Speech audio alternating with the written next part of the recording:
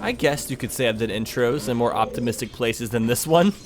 What you gonna do, buddy? You can't float like I can. You're not talented enough. You never went to floating school. How dumb of you to never go to floating school. I bet you're mad at yourself now, aren't you? All right, well, I'm just gonna... Oh my God, what the heck? What did he just do? He just pulled out some witchcraft on us. He like jumped off the ledge, then somehow jumped back on. It's really weird starting off an episode right here though. So I mentioned this, wow. As I was trying to say before I so rudely got interrupted by my death. It's kind of weird starting an intro here because in Zooter 2 I started an intro in the exact same place, which actually isn't as crazy as I'm making it sound. But I mean, it's all because I ended the episode in the same place 2 times. It all comes down to me. I don't know, I'm acting like this is so weird. Or maybe it's just because I don't have anything else interesting enough to talk about, so I'm trying to sensationalize something that's not actually that interesting. Oh! Alright, so we're heading back to the torture chamber.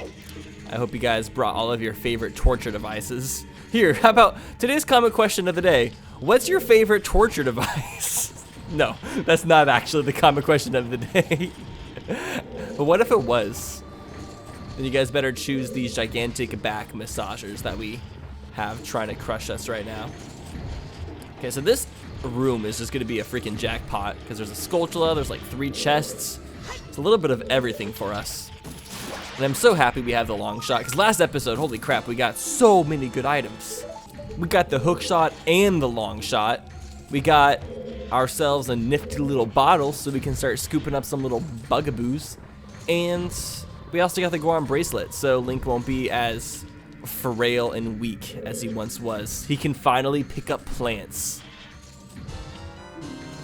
A water temple key. It's weird that we only have beaten 1 temple so far. Like, we're super far into the series, but because of how much is randomized, we haven't been able to make it all the way through a temple. And we're not even going to be able to make it all the way through this one unless we end up finding the boss key somewhere, which I truly doubt is going to happen. What are these rats up here doing? Never noticed these little rat statues. They're really, like, mischievous. They remind me of those rats from the Forsaken Fortress and Wind Waker that try to steal your rupees. I hate those guys.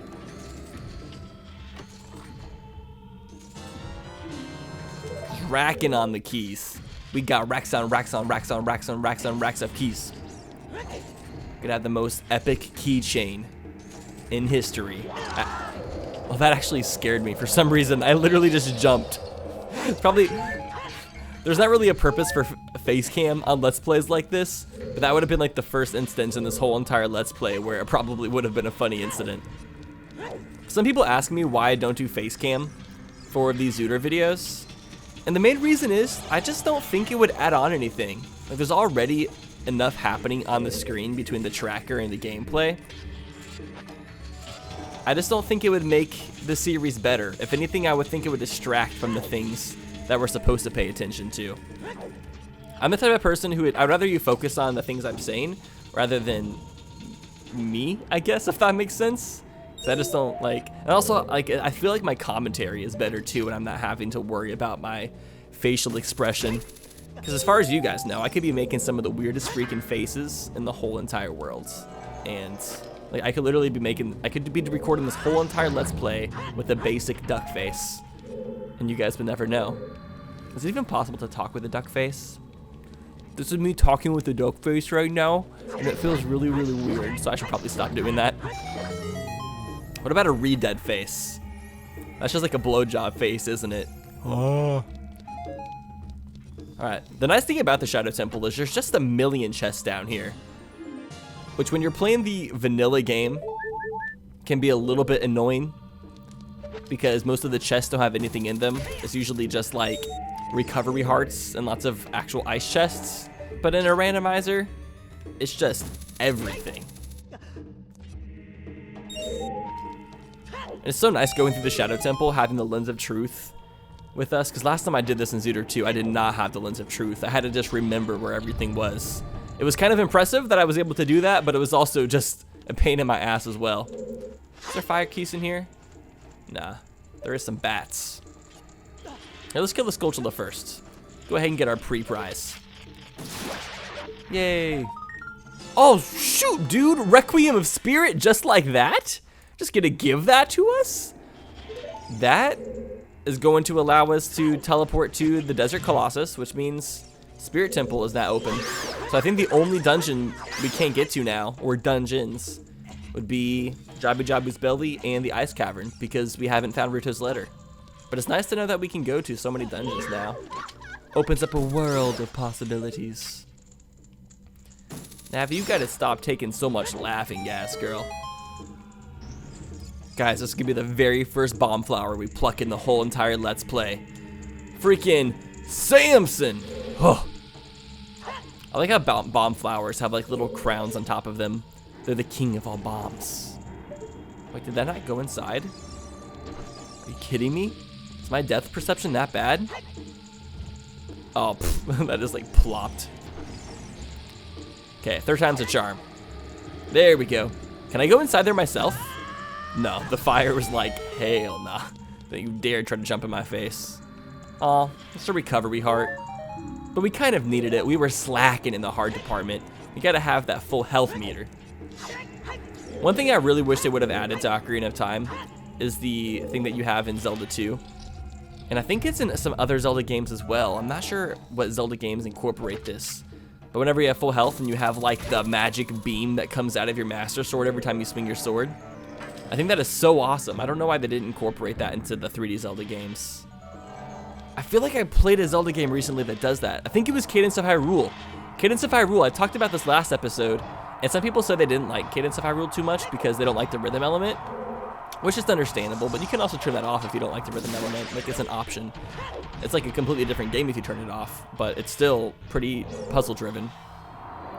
But yeah, the Cadence of Hyrule, you can get so many like upgrades for yourself. Like, one of them is being able to have your sword just like have that like magic beam that comes out whenever you swing it. It's freaking awesome.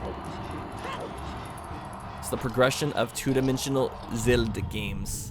Zelda games. Stop it, I'm trying to L-target the read hits. They're in the fatal position. They don't have enough time to stand up and get me. My sword's too long. I'm not young Link anymore. I'm all grown up. This is like Rugrats all grown up. Is it in here? Yeah, this is so weird. Why would they put it off center like this? That's just an ass move, dude. I make that ass move. Got a nut.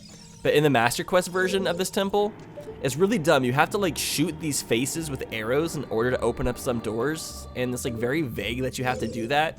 It's one of my least favorite things about Master Quests. You have to do that in Lord Jabu Jabu 2. There's like cows implanted into the walls and you have to shoot the cows with your slingshot in order to make things activated. There's just a few elements of Master Quest that literally make absolutely no sense. I don't know what they were thinking. Maybe they weren't thinking. Maybe they were just trying to put out a product and they weren't quite sure what they were doing. This does kill them instantly, right? No? Alright, little tater tot. Let's open up this little tater tot. Dang it. Why can't we just find a wallet upgrade? Like, that's like the #1 thing I want right now. Now that we have the hook shot and the Goron bracelet in a bottle, the only thing I really care about at this point is a wallet upgrade. I want to be able to hold my rupees. I'm tired of them all going to waste. I don't like being a wasteful person. Just makes me feel bad. Oh, sick, we got bomb shoes. Okay, so lots of people let me know this in the comment section last episode. Getting the bomb shoes will open up bomb shoe bowling.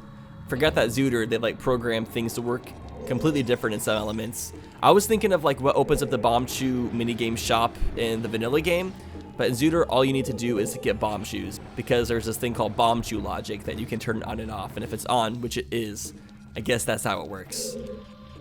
I don't know every single thing about Zelda Randomizer, but fortunately the things I don't know, people in the comments know, so I'm able to be informed about my stupidity. Okay, so we're gonna have to use a Scarecrow song right here to get up to this Skullsanity. It's in a really odd place. See it up there? What if it randomized the Scarecrow song every single time? That would suck. How did he even get down here? I don't understand the Scarecrow and his logic. He's just a freak, dude. He's a freak in the sheets is what I meant to say. Pierre. Look at that smile. Look at those eyes. I think he's blushing when he looks at me. I think I'm falling in love with the Scarecrow, guys. I don't even think he even has the ability to fall in love because he doesn't have a brain. A single arrow. Yes, that wasn't a bundle. That was a single arrow. Don't lie to me, text box. What I was going to say earlier, I started saying this and then I completely lost my train of thought because I'm not a conductor. But for Zooter 4, which it is eventually going to happen, it's probably going to happen next summer for the rest after this Zooter. So let me just go ahead and give you guys like the rundown, like my kind of tentative schedule. And this isn't concrete. This isn't 100% going to happen. This is just kind of what I want to happen. So after this Zooter, I want to do an official Majora's Mask randomizer because I did one on my second channel, but that was just my very first one to like figure it out. And because I was waiting for like the good updates. And then after that, I will probably do a second Wind Waker randomizer because they have updated that. And then I really want to get into Link to the Past randomizer. I know they made one for Zelda 1.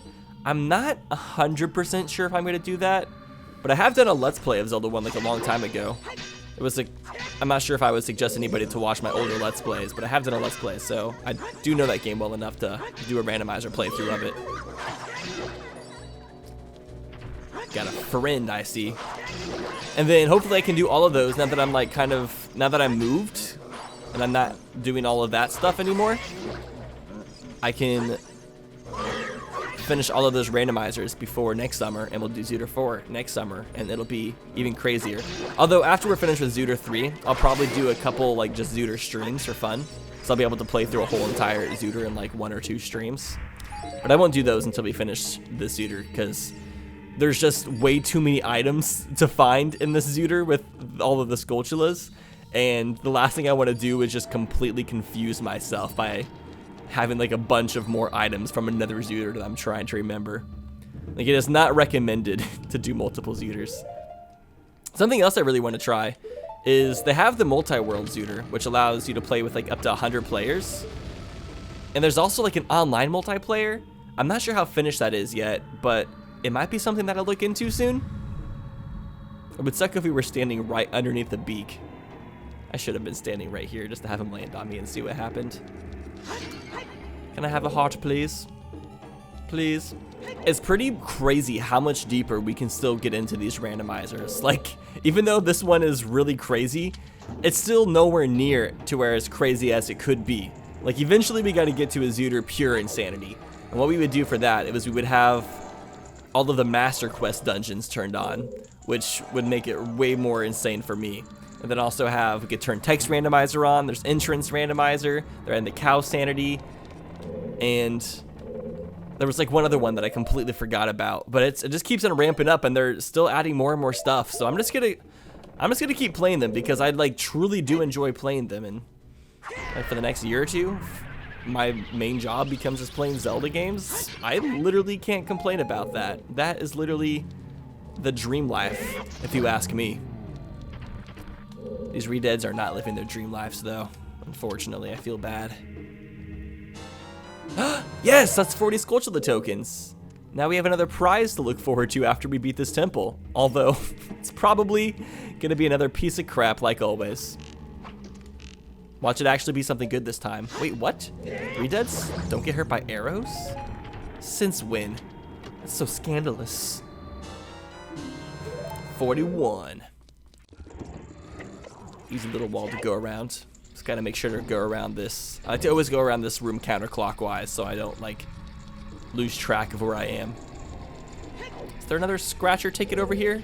There is. Why did I call it a scratcher ticket? Oh my gosh, it's a floating fish. Or is it a trap? I totally forgot that there was traps in this game, and somebody like reminded me yesterday, and I was just like, thank God that Goron bracelet wasn't a trap. Why did I even have to bring it up? Why did I even have to bring it up? No. I mean, not like me bringing it up changes anything. It's not like the fish in a bottle like heard me talking about the traps. The game can't listen to my commentary. At least I hope not. That would be really, really weird. If emulators are listening to what I say, then if we're playing an emulator again, yeah, this will be way faster if we just use regular bombs. Screw plucking blom flowers. Blom flowers. How come I can never speak correctly? I have like a 90% chance of saying my word correctly, but there's always that 1% chance that I'm just gonna say something really stupid. What was the randomized object here? Do we not get anything? I guess those rupees were the prize. Nothing to be randomized except for that scratchy boy. Alright, we got one more room. And it's the worst room of all because it's gonna force us to fight a wall master. I hate, like, these are by far the worst enemy of the game. That can be the real common question of the day. What Zelda enemy, out of, let's say all Zelda games, not even Ocarina of Time, out of all the Zelda games, what do you think is the most annoying enemy to fight? Like, I would have to say these guys, because the fact that they split into like 3 little sections and they can like grab onto you and come back to life, like that's just obnoxious. But there's probably some other really annoying enemies out there. All right, I think this will be the last chest we can collect because we don't have the boss key for Shadow Temple. So let's see what the game gives us. With a piece of heart. All right. Well, I guess we're done here. So I'm just gonna reset the game and meet you guys outside the temple. Let's go. Oh my gosh! Look at it, guys. Our little bean sprout grew up to be a big, fully grown bean sprout, I guess. And he learned how to fly. I'm such a proud dad. Honestly, good for him. These are such killjoys. After we get 8 more of these, literally every single Skullsanity token we get after 50, it's just gonna be pointless because there's no more prizes after that. Because if you get 100 tokens, then your prize is unlimited rupees, and that prize is not randomized. So technically, you only have to get 50 tokens in order to get all the prizes in Zooter. All right, please, for the love of God, give me something good for once. Just one of you guys. Don't give me nuts. I don't want your nuts. I don't want your bloopy. Why? I feel like I'm just predicting the future at this point. I'm so talented.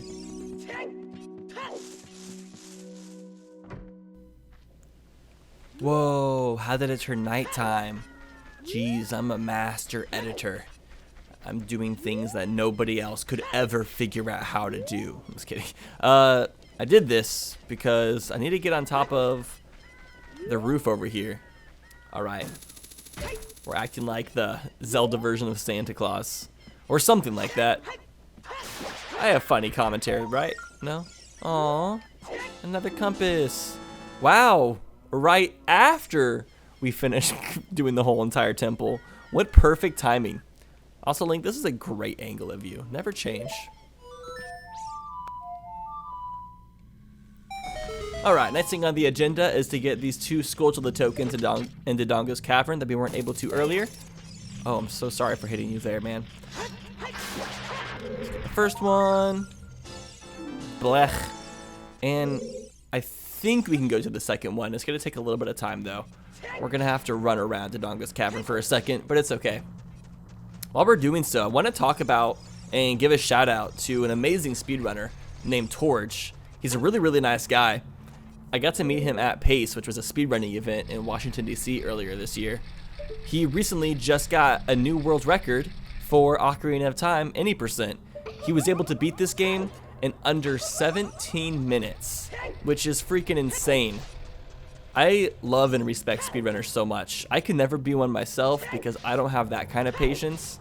I mean, I have the type of patience to be a video editor, but not to be a speedrunner. I couldn't play the same game over and over again like those guys do.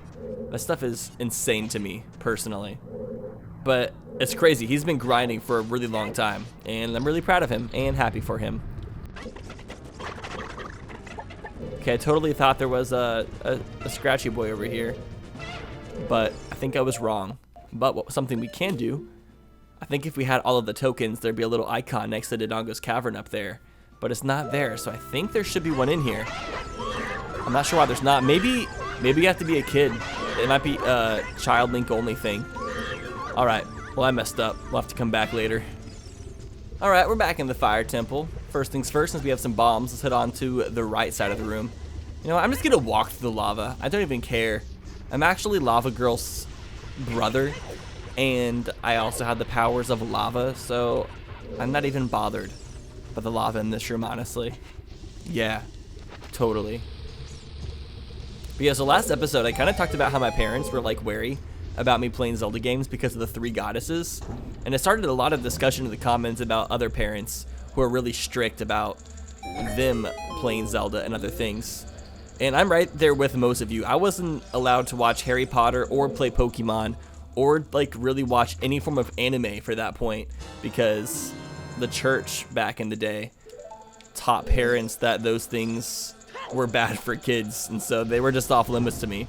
I don't fully understand it. Like, as an adult now, if I had a kid, I can't even like start to understand that mindset. But I guess it also makes sense because like 20-ish years ago, lots of people didn't think for themselves as much. Like, if the church told you something, they would just do it without thinking. It was just kind of how the times were back then. So I don't blame it. I don't blame my parents too much. They were just trying to do what they thought was the right thing at the time. I don't agree with it, but that was just their decision. I got to play and do lots of other things, so it's not like my childhood was horrible because of it. I just don't really know anything about any of the houses from Harry Potter. Whenever people ask me that question, I don't even know what to say most of the time. I have seen the very first movie though. I watched it before going to Harry Potter Worlds. But I don't understand the whole mindset of not teaching like if you're a Christian, not teaching your kids the viewpoints or allowing them to have the viewpoints of other religions or things in their life, because that's just something they did like 20 years ago. They wouldn't, like, I wasn't even allowed to be exposed to things that might make me even think that there was a religion other than Christianity. And I really don't agree with that theology. I think it's really important. I think it's more important to just teach your kids about every religion, let your kid know like why people believe in those things, and then maybe let your kid decide for themselves what they want to believe after that. Like, put all the options on the table, and then after that, let them believe in what they want to. But I guess at the same time, like, lots of parents don't want to do that because with Christianity, if you don't believe in God, then you're going to hell. And so lots of parents don't want that for their kid. So it makes sense that they would try to like force a religion onto a kid, because if a parent legitimately thinks their kid is going to hell for not believing in a certain thing, they're going to try to do everything in their power to make sure that that kid believes that thing. But in my opinion, if you do that, that kid's way more likely to not believe it in the future because of just that approach. I know there's a lot of like psychology behind it, and it's very interesting to think about.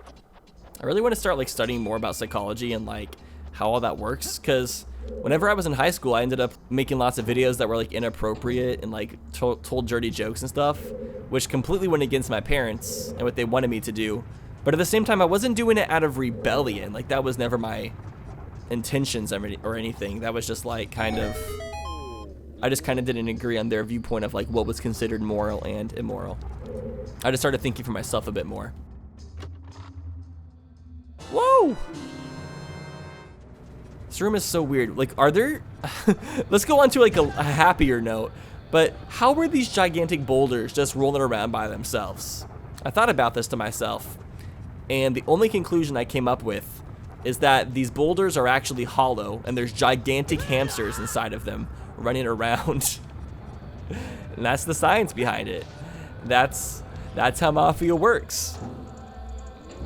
Get us freeing all of these Gorons. We're doing so many good deeds. I just realized Gorons don't have nipples in this game. And then in Twilight Princess, they overcompensated and gave them like crazy nipples. Dude, silver gauntlets, are you kidding me? I'm so happy I came here. Now we can actually go to the Spirit Temple as Adult Link because we'll be able to push the block around. What else does that allow us to do? Not a whole lot. Oh, we can pick up like the silver rocks, I think.